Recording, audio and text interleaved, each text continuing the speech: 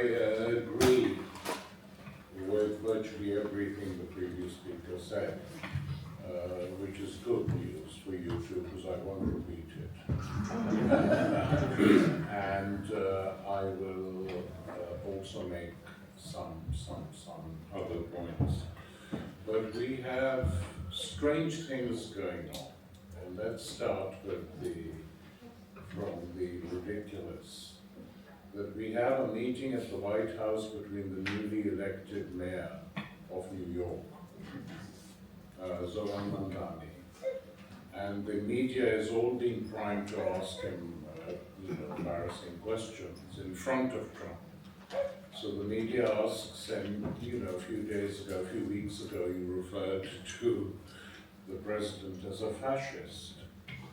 Do you stand by that? And before Mamdani can reply, Trump says, just say yes. I mean, I called you a jihadi and you called me a fascist. So that deals with the media, and Mamdani, fortunately for him, doesn't have to reply.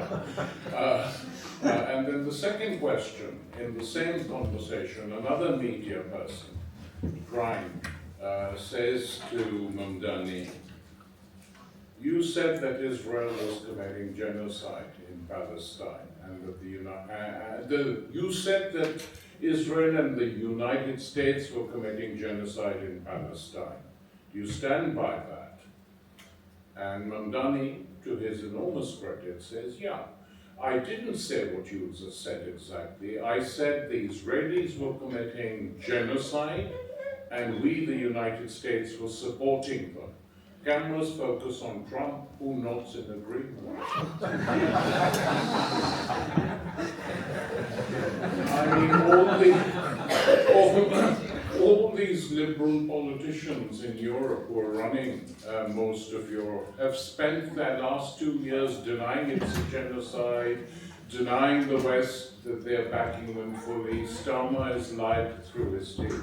So that's what's going on the one level. I'll come to the other level in a minute. But I think we have to realize that the situation in Britain, and of course in most of Europe, is extremely serious. That the inability of the bourgeois politicians fully supportive of capitalism, which includes all the mainstream parties in Europe, that these politicians refused to do anything after the 2008 Wall Street crash. They refused. To such an extent that the bankers, the US bankers who went into the White House to see Obama, on whom many had a lot of illusions, these bankers came out amazed. They said we were prepared to take more than a few raps on our knuckles. We were prepared to be punished. It is our fault. One banker said, yeah, it is our fault. And we were expecting to be punished. We were expecting the president to say, right, these are the new regulations we're going to impose. I said, not a word. Not a word. Champagne for everyone and carry on. And this champagne for everyone and carry on remark of a US banker at that time in 2008 sums up the policies of virtually all the Western governments who had to deal with that crisis. They did nothing. And as a result of that, what we witnessed was a total collapse of traditional, old, working class parties all over Europe. I don't have time to discuss Europe in detail. It was a disaster. The two largest working class parties, even before 2008, the French and Italian communist parties, which were not just parties of the working class, but which had their publishing houses, their daily papers, their weekly magazines, their theoretical magazines, collapsed. So it wasn't simply an attack or suicide. It was a total shift in the culture of Europe. And gradually that happened to the Germans. Now the situation in Britain, as you know, was always a bit different. That Labour had a monopoly of working class representation from the early years of the 20th century onwards, and this became completely hegemonic. As the comrade pointed out before, the ILP wasn't much cop in terms of competition. The British Communist Party never moved beyond a certain number of people. They were strong in some trades unions. They controlled them, sometimes well, sometimes not so well, but in any event, that was the situation. Labour had a stranglehold on working class politics. And why the situation is so serious and could be promising is because this stranglehold began to collapse. And it is now on the verge of collapse. The three hard right pro-Labour, hard right within Labourist terms, columnists are fighting with each other on the pages of Labour's favourite paper. Martin Kettle is telling us in the Guardian Starmer has to go. The story they hired, whatever he's called, I can never remember his name. Another one is saying Starmer has to go. The only one hanging on to Starmer is dear old Polly Toynbee. and you know, she's saying that, okay, even she admits there are a few problems, but let's put West Streeting in instead. That is the state of Labour's so-called strategic thinkers, writing day after day, occupying reams of space in that wretched newspaper. I mean, this is the situation. Now, with this collapse, and there are many reasons for it, but the key reason is the total failure of three Labour governments to break with Thatcherism and the Thatcherite consensus. And this finally began to hit people with the rise of the far right as well. And what we have is a situation where the far right, backed by the tabloids, backed by the BBC, pandered to by Starmer and his gang, are gaining ground. They can be taken on, and they can be defeated, in my opinion, if we adopt something that wasn't adopted in the 30s on a consistent basis. And that is to unite the working class movement, the left, socialists, left liberals, whoever's prepared to join to defeat these people. That is what is at stake. And that is the importance and explanation for the rise of your party, as it's still called. And that is why it is so disturbing and actually makes me very angry at the shenanigans that are going on, where both factions are struggling for power, where politics is virtually being sidelined. We were asking us how much money is Zara given out this week to Gary Murphy or Mrs. Corbyn, who are basically behind the scenes pushing Jeremy from, one direction to another.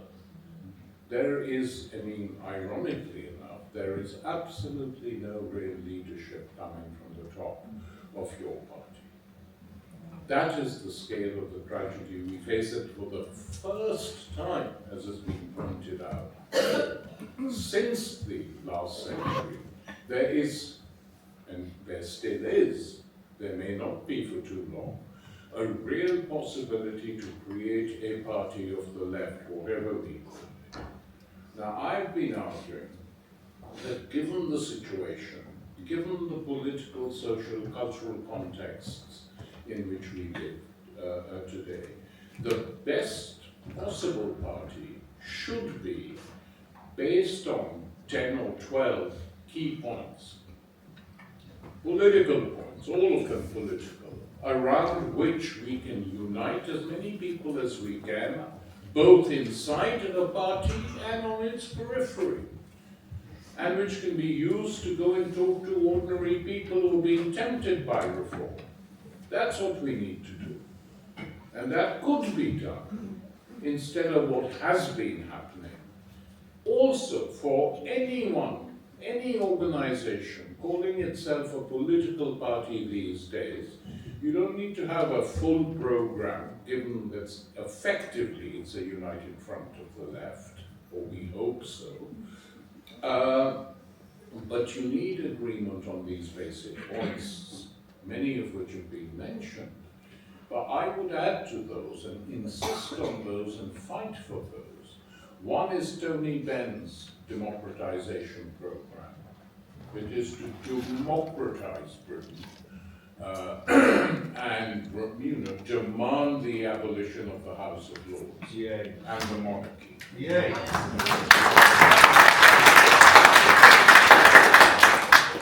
Why not? I mean, Ben demanded it very effectively when he was alive. He never ever went back on that. And these are working class demands, and these were radical demands in the past. And the second, of course, and people sometimes say, oh, should we bother about the monarchy? Is it the money they get? It's not just the money that they get. It's an anti-democratic system. And you fight for it.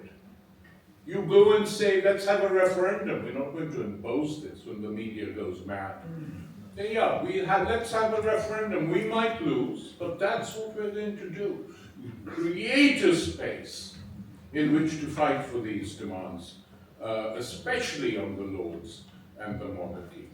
And on that, we have to be a party which is committed to withdrawing Britain from all warlike alliances, NATO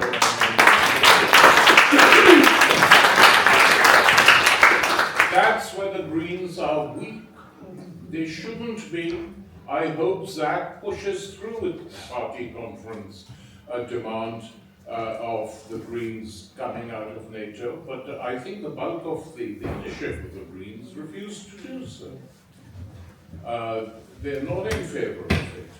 And so this is something we can't be weak on, because one big reason, which is very different from the past, is that this party is partially, not exclusively, as I've explained, being created on the basis of a young anti-imperialist movement, which has come into motion because we created Stop the War, because we realized that that was a huge priority, and we were right. On most of those things we were right. We were right on the Ukraine, saying it has to be a negotiated settlement. Has to be a negotiated settlement. There's no other way unless you want nuclear war, which some Starmerites have hinted at. Yes. We were right on the Middle East. We were right 100 times over on Palestine, and I write about it today because there is no ceasefire in Palestine at the moment. No. Which is why the demonstration is extremely important. And in the middle of this, to have this absurd, slightly crazed wrangling at the top of the Workers' Party is just unacceptable. I mean, the computer has mercifully not selected me to be a delegate.